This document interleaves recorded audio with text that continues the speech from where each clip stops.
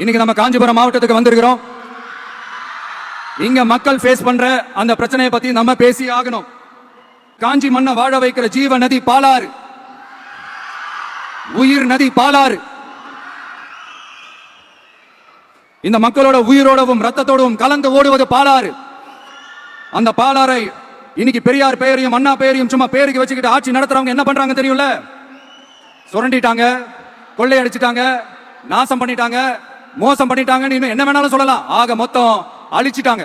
இதை நான் ஏதோ போற போக்கில் ஏதோ அடிச்சு விடலங்க, ஆதாரத்தோட தான் சொல்றேன். அனுமதிக்கப்பட்ட அந்த லெவலை தாண்டி 22,70,000 யூனிட் மணலை கொள்ளையடிச்சிருக்காங்க. ஆக மொத்தம் இதுல அவங்க அடிச்ச கொள்ளை எவ்வளவு தெரியுமா? ரொம்பலாம் இல்ல, கம்மி தான். 4,730 கோடி. கம்மி தான் இல்ல? இதுக்கெல்லாம் அவங்க ஆதாரம் எல்லாம் கேட்க முடியாது. ஏன்னா இந்த ஆதாரம் எல்லாம் ஆல்ரெடி கோர்ட்ல இருக்குது, அமலாக்கத்துறை டிபார்ட்மெண்ட்ல இருக்குது.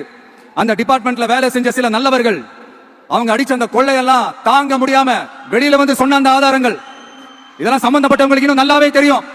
அதனால இது சம்பந்தமா ஆதாரங்களை கொடுலாம் அவங்க கேட்க முடியாது.